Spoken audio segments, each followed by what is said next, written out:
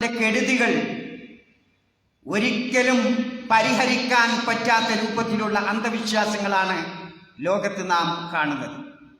കഴിഞ്ഞ ആഴ്ചയൊക്കെ ഞാൻ സൂചിപ്പിച്ചതുപോലെ നീളമുള്ള ഒരു മുടിയുള്ള സ്ത്രീ ആണ് പ്രശ്നങ്ങൾക്ക് കാരണമെന്ന് പറഞ്ഞുകൊണ്ട് 3 അയൽവാസികളെ കൊല ചെയ്യാൻ പ്രേരിപ്പിച്ച ഒരു ജ്യോത്സ്യന്റെ വാക്ക് അന്ധവിശ്വാസം. ആലോചിച്ചു നോക്കൂ നിങ്ങൾ. അമ്മാവന്റെ സാമ്പത്തിക പ്രശ്നത്തിന് കാരണം പെങ്ങളുടെ കൊച്ചുമകൻ 2 വയസ്സായ മകനാണ് എന്ന് വിശ്വസിപ്പിക്കാൻ മാത്രം ജ്യോത്സ്യന്മാർക്ക് സിദ്ധന്മാർക്കും സാധിക്കുമെങ്കിൽ നമ്മുടെ അന്ധവിശ്വാസം എവിടെ എത്തി സഹോദരന്മാരെ? കുടുംബത്തിൽ ഒരാൾ മരിക്കുമ്പോൾ ഇന്നാൾ ജീവിച്ചത് കൊണ്ടാണ് അവിടെ മരണം സംഭവിച്ചിട്ടുള്ളത് എന്ന് പറയാൻ മന്ത്രവാദികളും സിദ്ധന്മാരും മുന്നോട്ട് വരുന്ന കാലഘട്ടം.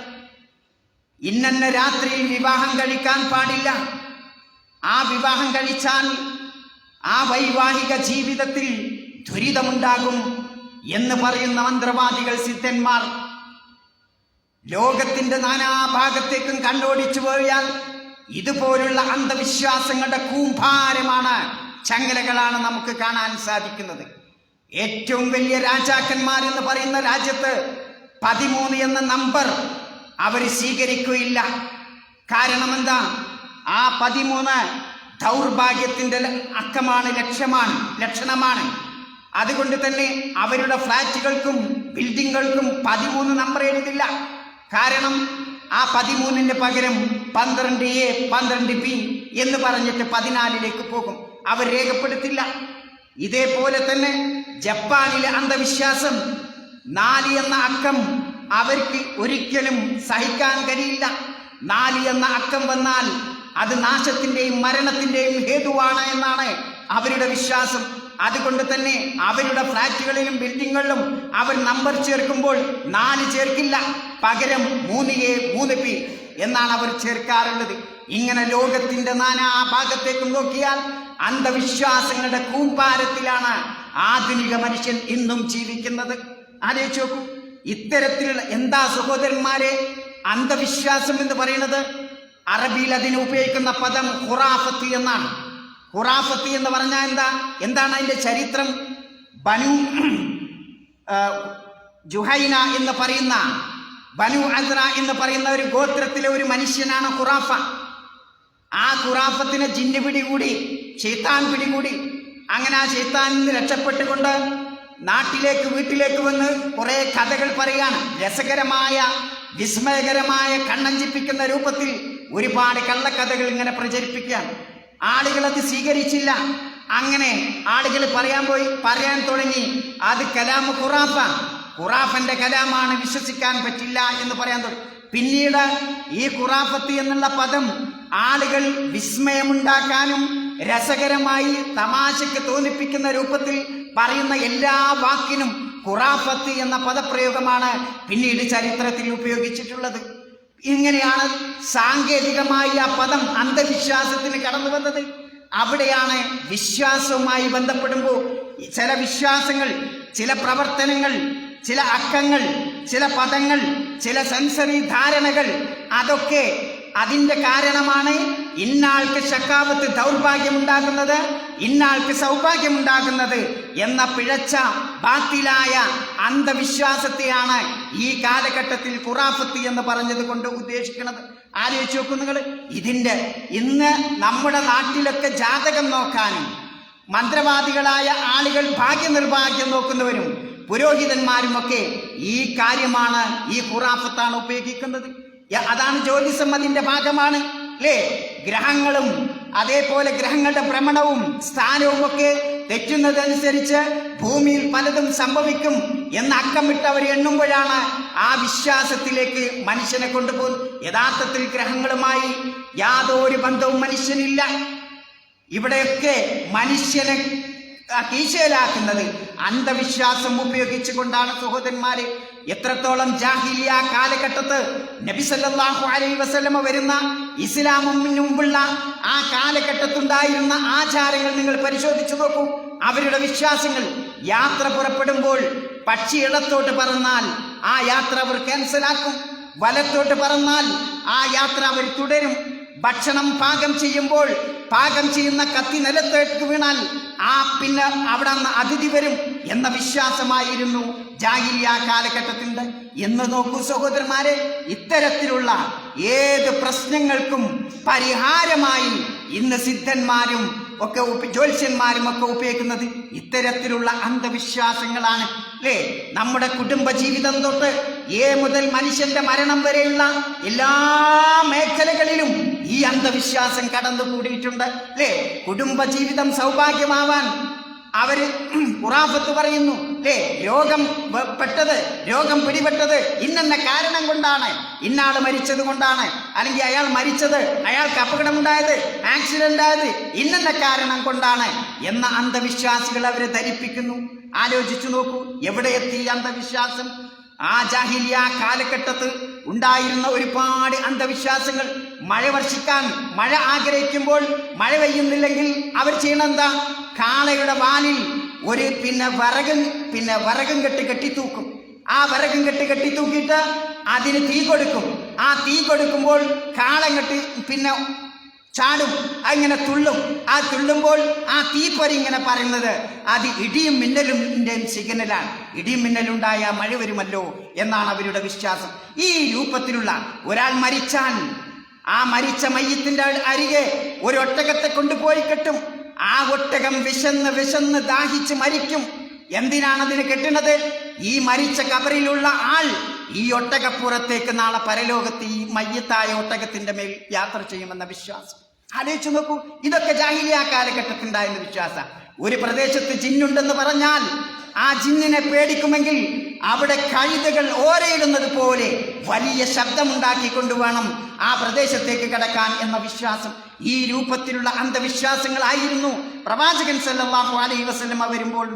ഈ വിശ്വാസത്തെയൊക്കെ ഇല്ലാതാക്കിക്കൊണ്ടാണ് പ്രവാചകൻ സല്ലല്ലാഹു അലൈഹി വസല്ലമ കടന്നു വരുന്നത്. ആലോചിക്കുങ്ങൾ. ഇമാം തബ്രാനി റഹ്മഹുല്ലാഹ് ഉദ്ധരിക്കുന്ന ഒരു ഹദീസിൽ ഇങ്ങനെ കാണാം. ഇമ്രാൻ ബിൻ അസീം റളിയല്ലാഹു അൻഹു പറയാണ്, നബി അന്നഹു റഹാ ബിയദി റജുലിൻ ഹലക്കത്തൻ, ഒരു മനുഷ്യന്റെ കയ്യിൽ ഒരു വള കണ്ടു. ഹലക്കത്തൻ, ആ വള കണ്ടു. മിൻ ഹദീദിന്റെ വളയാണത്, ഇരുമ്പിന്റെ. ഫഖാൽ, അപ്പൊ റസൂലുള്ളാഹി സ്വല്ലല്ലാഹു അലൈഹി വസല്ലം ചോദിച്ചു, മഹാദി, എന്താണ് ഈ ഇരുമ്പിന്റെ വള?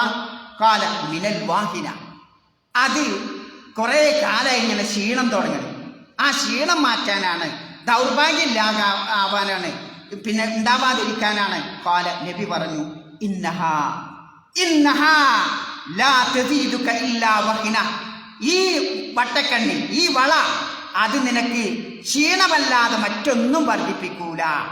എന്താ അവിടെ കാരണം? എന്നിട്ട് നബി പറയാണ്, ഇന്നക ലൗ മുത്ത വഅൻത തറ അന്നഹാ തൻഫഉക ലമുത്ത ഗൈറൽ ഫിത്ര, ഈ വള കെട്ടിക്കൊണ്ട് ആ വള നിനക്ക് എന്തെങ്കിലും ഉപകാരം ചെയ്യും, അല്ലെങ്കിൽ നിന്നിൽ നിന്ന് എന്തെങ്കിലും ഉപദ്രവം തട്ടി നീക്കുമെന്ന വിശ്വാസത്തോടു കൂടിയാണ് നീ മരിച്ചു പോകുന്നെങ്കിൽ ആ ശുദ്ധമായ തൗഹീദിന്റെ പ്രകൃതിയിലല്ല നീ മരിച്ചു പോകുന്നതെന്ന് റസൂലുള്ളാഹി സ്വല്ലല്ലാഹു അലൈഹി വസല്ലമ ആ മനുഷ്യനെ പഠിപ്പിക്കാൻ. സഹോദരന്മാരെ, അപ്പൊ ഇസ്ലാം ഇത്തരം അടിമത്തത്തിന്റെ അഥവാ അള്ളാഹുവിന് അടിമയാവലാണ് ഒരു മനുഷ്യന് ഏറ്റവും ആവശ്യമുള്ളത്. എന്നാൽ മനുഷ്യനായ അള്ളാഹുവിന്റെ സൃഷ്ടിജാലങ്ങളെ ഈ അടിമത്തത്തിൽ നിന്ന് മോചിപ്പിക്കാനാണ് ഇസ്ലാം വന്നിട്ടുള്ളത്. ഈ ഖുറാഫത്തിന്റെയൊക്കെ ശക്തികളിൽ നിന്ന് മനുഷ്യനെ മോചിപ്പിക്കാൻ, ഇതിഹാസത്തിന്റെ പ്രഹസനങ്ങളിൽ നിന്ന് മനുഷ്യനെ മോചിപ്പിക്കാൻ, അതേപോലെ മങ്ങിക്കാണുന്ന മിഥ്യാധാരണകളിൽ നിന്ന് മനുഷ്യനെ മോചിപ്പിക്കാൻ, പൂർവ്വപിതാക്കളെ തക്ലീദ് ചെയ്യുന്നതിൽ നിന്ന് മനുഷ്യനെ മോചിപ്പിക്കാനാണ് ഇസ്ലാം കടന്നു വന്നിട്ടുള്ളത്. വിശുദ്ധ ഖുർആൻ പറഞ്ഞു നോക്കൂ, വകദാലിക മാ അർസൽനാ മിൻ ഖബ്ലിക ഫീ ഖർയത്തിൻ മിൻ നദീർ ഇല്ലാ ഖാല മുത്രഫൂഹാ ഇന്നാ വജദ്നാ ആബാഅനാ അലാ ഉമ്മ വ ഇന്നാ അലാ ആസാരിഹിം മുഖ്തദൂൻ. ഇതാണ് പൂർവികരായ ആളുകളൊക്കെ പറഞ്ഞത്.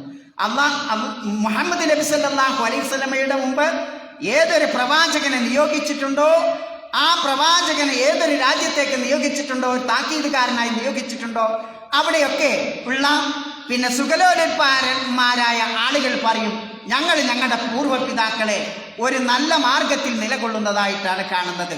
അതുകൊണ്ട് അവരുടെ കാൽപ്പാടുകളെ അനുഗമിച്ച് ജീവിക്കാനാണ് ഞങ്ങൾ ഉദ്ദേശിക്കുന്നത് എന്ന അന്ധമായ ആ തഖ്ലീദ് അനുകരണത്തിലാണ് ആ പൂർവിക ആളുകളൊക്കെ ജീവിച്ചത്. ഇത് ഇല്ലാതാക്കാനാണ് മുഹമ്മദ് നബി സല്ലല്ലാഹു അലൈഹി വസല്ലമക്ക് അല്ലാഹു തആല ഖുർആൻ നൽകിയിട്ടുള്ളത്. ആലോചിച്ച് നോക്കുങ്ങൾ, ശുദ്ധമായ തൗഹീദിന്റെ വെള്ളി വെളിച്ചവുമായിട്ടാണ് പ്രവാചകൻ സല്ലല്ലാഹു അലൈഹി വസല്ലമ വരുന്നത്. ആ വിശുദ്ധ ഖുർആനിൽ ആ ശുദ്ധമായ തൗഹീദിന്റെ വെളിച്ചം നോക്കണം. ആരാണ് ലോകരക്ഷിതാവെന്ന് പഠിപ്പിക്കുന്നത്? മഹാനായ ഇബ്രാഹിം നബി അലൈഹി ഇസ്ലാമിന്റെ ലിസാനിലൂടെ, ആ നാവിലൂടെ പറയുന്ന വാക്ക് വിശുദ്ധ ഖുർആൻ രേഖപ്പെടുത്തുന്നു. അല്ലദീ ഖലഖനീ ഫഹുവ യഹ്ദീൻ, എന്നെ സൃഷ്ടിച്ച് പരിപാലിച്ചവനാണ് എൻ്റെ രക്ഷിതാവ്, എനിക്ക് മാർഗദർശനം നൽകിക്കൊണ്ടിരിക്കുന്നവനാണ് എൻ്റെ രക്ഷിതാവ്. വല്ലദീ ഹുവ യുത്ഇമുനീ വയസ്കീൻ, എനിക്ക് അന്നപാനീയങ്ങൾ നൽകുന്നവനാണ് എൻ്റെ രക്ഷിതാവ്, ആഹാരം നൽകുന്നവനാണ്, കുടിനീര് നൽകുന്നവനാണ് എൻ്റെ രക്ഷിതാവ്. വഇദാ മരിത്തു ഫഹുവ യശ്ഫീൻ, ഞാൻ രോഗിയായാൽ എനിക്ക് ശിഫ നൽകുന്നവൻ അല്ലാഹുവാണ്. വല്ലദീ യുമീതുനീ സുമ്മ യുഹ്യീൻ, എന്നെ ജീവിപ്പിക്കുകയും മരിപ്പിക്കുകയും ചെയ്യുന്നത്, എന്നെ മരിപ്പിക്കുകയും ജീവിപ്പിക്കുകയും ചെയ്യുന്നത് ആ അല്ലാഹുവാണ്. വല്ലദീ അത്മഉ അൻ യഗ്ഫിറ ലീ ഖതിയതി യൗമദ്ദീൻ, ആ പുനരുദ്ധാന നാളിൽ, ആ പ്രതിഫല നാളിൽ എൻ്റെ പാപം ആ പാപമോചനം ആരിൽ നിന്ന് ലഭിക്കണമോ എന്ന് ഞാൻ ആഗ്രഹിക്കുന്നുവെങ്കിൽ ആ പാപമോചനം എനിക്ക് നേടാൻ അവകാശമുള്ളവൻ ആ അല്ലാഹുവാണ്, ആ റബ്ബാണ് എൻ്റെ രക്ഷിതാവെന്ന് പ്രഖ്യാപിക്കുന്ന ഇബ്രാഹിം നബി അലൈഹി ഇസ്ലാമിന്റെ വാക്കുകൾ. ഇതാണ് ശുദ്ധമായ ആ പ്യുവറായ തൗഹീദുമായിട്ടാണ് വിശുദ്ധ ഖുർആൻ കടന്നു വരുന്നത്. അതുകൊണ്ട് സഹോദരന്മാരെ, അന്ധവിശ്വാസവും വിശ്വാസവും ഒരു മനുഷ്യന്റെ മനസ്സിൽ ഒരിക്കലും ഉണ്ടാവില്ല. ഒരു ഗേറ്റിലൂടെ അന്ധവിശ്വാസം കടന്നു വരുന്നുവെങ്കിൽ മനസ്സിലാക്കുക, തൗഹീദ് മറ്റൊരു ഗേറ്റിലൂടെ പുറത്തേക്ക് പോയിട്ടുണ്ട്. ഒരു ഗേറ്റിലൂടെ തൗഹീദ് നിങ്ങളുടെ മനസ്സിലേക്ക് കടന്നു വരുമെങ്കിൽ മനസ്സിലാക്കുക, അവിടെ നിന്ന് അന്ധവിശ്വാസം കടന്നു പോയിട്ടുണ്ട് എന്നതാണ് നാം മനസ്സിലാക്കേണ്ടത്. അതുകൊണ്ട് സഹോദരന്മാരെ, നാം മനസ്സിലാക്കേണ്ട ഒരു കാര്യം, അല്ലാഹു സുബ്ഹാനഹു വ തആല നമ്മെ പഠിപ്പിക്കുന്ന ഒരു ആയത്തുണ്ട്. നാളെ പരലോകത്ത് ചെല്ലുമ്പോൾ ഈ അന്ധവിശ്വാസികളായ ആളുകളെയൊക്കെ അല്ലാഹു തആല അവരുടെ മുഖങ്ങൾ നരകത്തിൽ ഇങ്ങനെ പിന്നെ മാറ്റിക്കൊണ്ടിരിക്കും, ആ കീമേലായി മറിച്ചുകൊണ്ടിരിക്കും. യൗമ തുകല്ലബു വുജൂഹും ഫിന്നാർ, നാളെ പരലോകത്തിൽ ആ നരകത്തിൽ അവരുടെ മുഖങ്ങൾ ഇങ്ങനെ മാറ്റിക്കൊണ്ടിരിക്കും. യഖൂലൂൻ, അവർ പറയും, യാ ലൈതനാ അതാനല്ലാഹു വഅതാനർ റസൂല, ഞങ്ങൾ അല്ലാഹുവിനെയും അല്ലാഹുവിന്റെ റസൂലിനെയും അനുസരിച്ചിരുന്നെങ്കിൽ എത്ര നന്നായിരുന്നേനെ എന്നാ നരകത്തിൽ വെച്ചവർ പറയും അന്ധവിശ്വാസികൾ. വഖാലു, പിന്നെ അവർ പറയുന്ന വാക്കെന്താ? റബ്ബനാ, ഞങ്ങളുടെ രക്ഷിതാവേ, ഇന്നാ അതായനാ സാദതനാ വ കുബ്റാനാ, ഞങ്ങൾ ഈ അന്ധവിശ്വാസം പ്രമോട്ട് ചെയ്യുന്ന പ്രമോട്ടർമാരെയും പ്രമാണികളെയും അതിന്റെ ഏജന്റന്മാരെയും അതിന്റെ നേതാക്കളെയും അതിന്റെ ഡീലർമാരെയും അനുസരിച്ചു പോയി പടച്ചവനെ. അവരാണ് ഞങ്ങളെ യഥാർത്ഥ മാർഗത്തിൽ നിന്ന് വഴിപിഴപ്പിച്ച പക്ഷൻ. റബ്ബന, ഞങ്ങളുടെ രക്ഷിതാവേ, ആതിഹിം ദൽഫൈനി മിനൽ അദാബ്, രണ്ടിരട്ടി നരകശിക്ഷ ഈ ഡീലർമാർക്ക്, ഈ പ്രമോട്ടർമാർക്ക്, ഈ ജോത്സ്യന്മാർക്ക് പടച്ചവനെ നീ നൽകണയെന്ന് അന്ധവിശ്വാസികൾ നരകത്തിൽ വെച്ച് മുറവിളിക്കൂട്ടും. വൽ അൻകും ലഅനൻ കബീറ, അവർക്ക് വൻ ശാപം നീ നൽകണേ എന്ന് അവർ ആ നരകത്തിൽ വെച്ച് പറയുന്നു. സഹോദരന്മാരെ, ഇങ്ങനെ ഒരു അവസ്ഥ വരാനുണ്ട്. അതിന് മുമ്പ് തന്നെ അള്ളാഹു നമുക്ക് തന്നിട്ടുള്ള ആ ബുദ്ധി ഉപയോഗിച്ച് യഥാർത്ഥ സന്മാർഗം കണ്ടെത്തി എന്തിനാണോ ആ ടൂൾസ് നൽകിയിട്ടുള്ളത് അത് ഉപയോഗിച്ചുകൊണ്ട് ഇത്തരം അന്ധവിശ്വാസങ്ങളിൽ നിന്ന് മുക്തനാവാനാണ് റബ്ബ് തമ്പുരാൻ ഈ ടൂൾസുകളൊക്കെ നമുക്ക് നൽകിയിട്ട്. അങ്ങനെ അത് ഉപയോഗിച്ച് ജീവിതം ശുദ്ധമാക്കുന്ന ആ മുത്തക്കിയുടെ കൂട്ടത്തിൽ റബ്ബ് തമ്പുരാൻ നമ്മെ ഉൾപ്പെടുത്തി അനുഗ്രഹിക്കുമാറാവട്ടെ. അൽഹംദുലില്ലാഹി റബ്ബിൽ ആലമീൻ, വസ്സലാത്തു വസ്സലാമു അലാ റസൂലിഹിൽ അമീൻ വഅലാ ആലിഹി വഅസ്ഹാബിഹി അജ്മഈൻ. അമ്മാ ബഅദ്, ഇഖ്വാനി ഫില്ലാഹ്, ഉസീകും ബിതഖ്വല്ലാഹ്. സഹോദരന്മാരെ, ബുദ്ധിയും അതേപോലെ മറ്റു കാര്യങ്ങളൊക്കെ ഉപയോഗിക്കാൻ വിശുദ്ധ ഖുർആൻ നമ്മോട് ആവശ്യപ്പെടുന്നുണ്ട്. അത് ഉപയോഗിക്കാത്ത ആളുകൾക്കാണ് നരകം അല്ലാഹു ഒരുക്കി വെച്ചതെന്നും വിശുദ്ധ ഖുർആൻ നമ്മെ പഠിപ്പിക്കുന്നത്. വലഖദ് ദറഅനാ ലിജഹന്നമ കസീറൻ മിനൽ ജിന്നി വൽ ഇൻസ്, നരകത്തിന് വേണ്ടി ഒരുപാട് ജിന്നുകളെയും മനുഷ്യന്മാരെയും അല്ലാഹു സൃഷ്ടിച്ചു വെച്ചിട്ടുണ്ട്. അവരുടെ പ്രത്യേകത, ലഹും ഖുലൂബുൻ ലാ യഫ്ഖഹൂന ബിഹാ, അവർക്ക് മനസ്സുണ്ട്, ആ മനസ്സ് ഉപയോഗിച്ചുകൊണ്ട് കാര്യം ഗ്രഹിക്കാത്തവരാണ് അവർ. വലഹും അയ്യുനുൻ ലാ യുബ്സിറൂന ബിഹാ, അവർക്ക് കണ്ണുകളുണ്ട്, ആ കണ്ണുകൾ ഉപയോഗിച്ചുകൊണ്ട് കാണേണ്ടത് കണ്ടെത്താത്തവരാണവർ. വലഹും ആദാനുൻ, അവർക്ക് കാതുകളുണ്ട്, ലാ യസ്മഊന ബിഹാ, ആ കാത് കൊണ്ട് കേൾക്കേണ്ടത് കേൾക്കാത്തവരാണവർ. ഉലൈക, ഈ കൂട്ടർ കൽ അൻആം ബൽ ഹും അവൽ, ഇവര് നാക്കാലികളെ പോലെ അല്ല, ആ നാക്കാലികളെക്കാൾ വഴിവെച്ചവരാണ്. ഉലൈക ഹുമുൽ ഗാഫിലൂൻ, ഇവരാണ് ബുദ്ധി ഉപയോഗിക്കാതെ അശ്രദ്ധന്മാരായ ആളുകൾ. അതുകൊണ്ട് സഹോദരന്മാരെ, ഇങ്ങനെ അപമാനം വരുന്ന ഒരു ദിവസം ഇവിടെയല്ല. ഇവിടെ ചിലപ്പോ ആനകളൊക്കെ കുത്തി കുറെ ആളാട് മരിച്ചു പോയാലും അല്ലേ, ഏത് പൂരത്തിലായാലും ഇത്രകാലം ആനശല്യം ഉണ്ടായിട്ട് പോലും ഇനിയും ബുദ്ധി ഉപയോഗിക്കാത്ത മനുഷ്യരെയാണ് നാം കാണുന്നത്. അതുകൊണ്ട് റബ്ബ് നൽകിയ ടൂൾസ്, അതിലേറ്റവും പ്രധാനപ്പെട്ട ബുദ്ധി, കണ്ണ്, കാത്, മനസ്സ്, അതൊക്കെ ഉപയോഗിക്കണം. അങ്ങനെ ഉപയോഗിച്ചുകൊണ്ട് സന്മാർഗത്തിലേക്ക് എത്തുന്ന, റബ്ബിനെ കണ്ടെത്തുന്ന, യഥാർത്ഥ വിശ്വാസിയാകുന്ന, മുവഹിദായി ജീവിച്ച് മരിക്കുന്ന സത്യവിശ്വാസികളുടെ കൂട്ടത്തിൽ റബ്ബ് തമ്പുരാൻ നമ്മെ ഉൾപ്പെടുത്തി അനുഗ്രഹിക്കുമാറാവട്ടെ. അല്ലാഹുവേ, അറിയാതെ ഞങ്ങളിൽ നിന്ന് വന്നു എല്ലാ തെറ്റുകുറ്റങ്ങളും പുറത്തു മാപ്പാക്കി നിന്റെ ജന്നാത്തിൽ ഫിർദൗസിൽ ഞങ്ങളെ നീ ഒരുമിച്ച് കൂട്ടാനുമേ. അല്ലാഹുവേ, ഞങ്ങളുടെ ഒരു സഹോദരൻ ഇസ്ലാമിക് സെന്ററിന്റെ പിന്നെ പ്രവർത്തകനും പിന്നെ ഖതീബും ഒക്കെയായ ഷാജു ചെങ്ങാട്, അദ്ദേഹത്തിൻ്റെ ഭാര്യ രോഗിയായി അദാൻ ഹോസ്പിറ്റലിലാണ് എന്ന് നിങ്ങൾക്ക് എല്ലാവർക്കും അറിയാമല്ലോ. അദ്ദേഹത്തിൻ്റെ ഭാര്യയ്ക്ക് വേണ്ടി, ആ മഹദിക്ക് വേണ്ടി നിങ്ങൾ നിരന്തരം പ്രാർത്ഥിക്കണം. അല്ലാഹു സുബ്ഹാനഹു വ തആല അവർക്ക് ശിഫ നൽകുമാറാവട്ടെ. അല്ലാഹുവേ, ഞങ്ങളുടെ മാതാപിതാക്കൾ, ഞങ്ങളുടെ ഉന്നതന്മാർ, ഞങ്ങളുടെ ബന്ധുമിത്രാദികൾ, സഹോദരി സഹോദരന്മാർ, അവർക്കൊക്കെ മഗ്ഫിറത്തും മർഹമത്തും നൽകി നിന്റെ ജന്നാത്തുൽ ഫിർദൗസിൽ അവരോടൊപ്പം ഞങ്ങളെ ഒരുമിച്ച് കൂട്ടണമേ. അല്ലാഹുമ്മ ഗ്ഫിർ ലിൽ മുഅ്മിനീന വൽ മുഅ്മിനാത്ത് വൽ മുസ്ലിമീന വൽ മുസ്ലിമാത്ത് അൽ അഹ്യാഇ മിൻഹും വൽ അംവാത്ത്. അല്ലാഹുമ്മ ആതി നുഫൂസനാ തഖ്വാഹാ വദക്കിഹാ അൻത ഖൈറു മൻ സക്കാഹാ അൻത വലിയ്യുഹാ വമൗലാഹാ. അല്ലാഹുമ്മ അജ്ർനാ മിനൻ നാർ. റബ്ബനാ ആതിനാ ഫിദ് ദുനിയ ഹസന വഫിൽ ആഖിറതി ഹസനതൻ വഖിനാ അദാബന്നാർ.